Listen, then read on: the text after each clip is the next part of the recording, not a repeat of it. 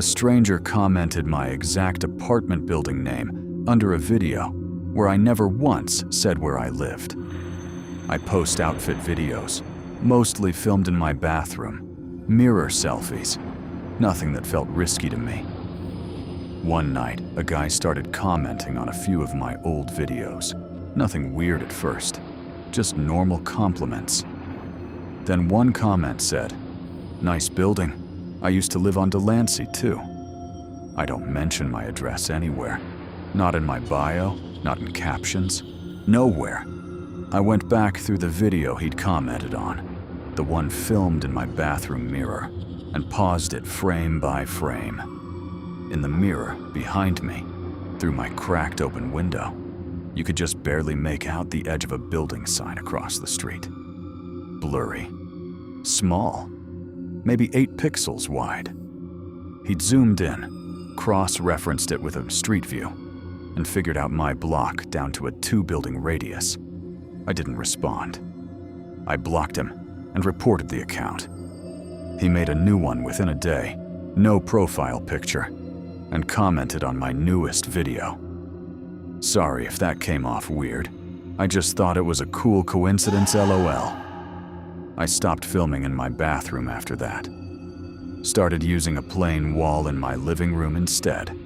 Checked every frame for reflections, windows, anything visible in the background before I posted. The comments stopped for a couple weeks. Then a package showed up at my building's front desk addressed to me. No return address, containing a printout photo of the building sign from that mirror, circled in red marker. I filed a police report.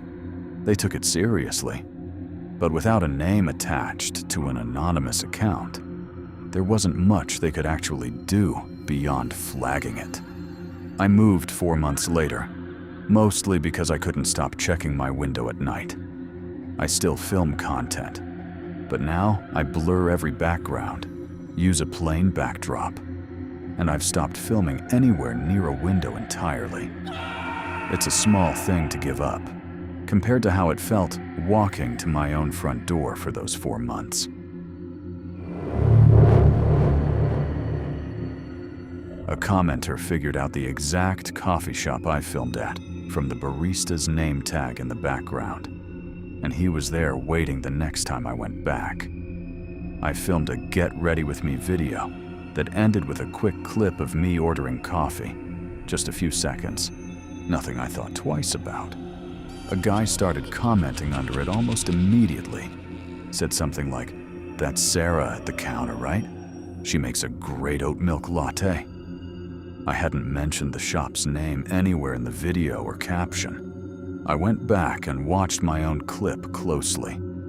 For half a second, the barista's name tag was visible behind me, along with part of a menu board with a distinct enough font that, paired with the tag, made the shop searchable in under a minute if you knew what to look for. I brushed it off. Coffee shops are public places, I told myself. Anyone can walk in. I kept going there anyway, out of stubbornness more than anything. About 2 weeks later, I was in line, and a guy a few people back said my username out loud. Casual, like we already knew each other. Same profile picture as the commenter. He said he recognized me from my videos, said it like a compliment, asked if he could get a picture together. I said no and left without ordering, hands shaking the entire walk home. He didn't follow me that day. But he came back to the same shop 2 more times over the following month, always around the same time I usually went, always mentioning it afterward in a comment. Time-stamped close enough to make it clear he'd actually been there. I switched coffee shops, stopped posting anything filmed in public spaces for a while.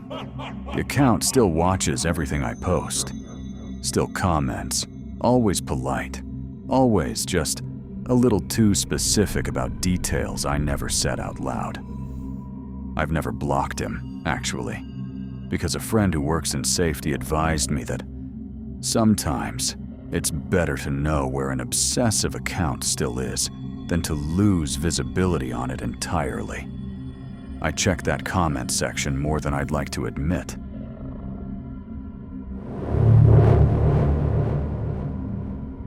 Someone commenting under my videos knew my exact work schedule before I'd ever mentioned my job. I run a small page, mostly comedy skits filmed in my car, my apartment, wherever. A user started commenting consistently, always kind at first, the kind of engaged follower any creator would be happy to have. Then the comments got specific. "Good luck at your 9 to 5 today, LOL." Posted at 8:47 in the morning, on a day I actually had an early shift. I never mentioned my job on the page. Not the hours, not the industry. Nothing. I checked his profile. Followed me. Followed a handful of local accounts.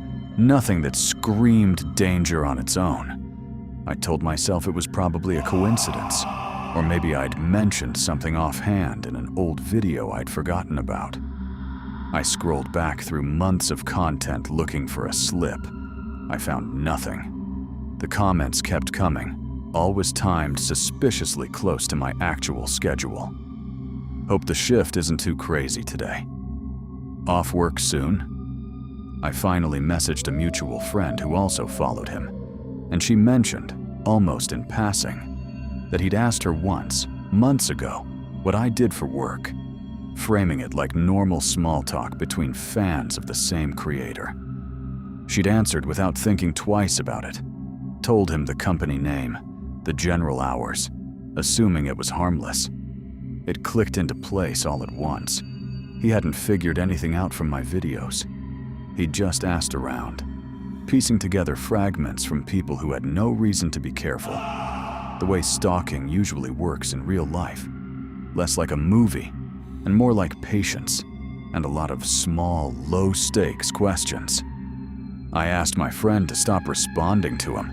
I tightened my privacy settings, told coworkers not to confirm anything about me to strangers online, and reported the account, though nothing he'd said technically broke any rules.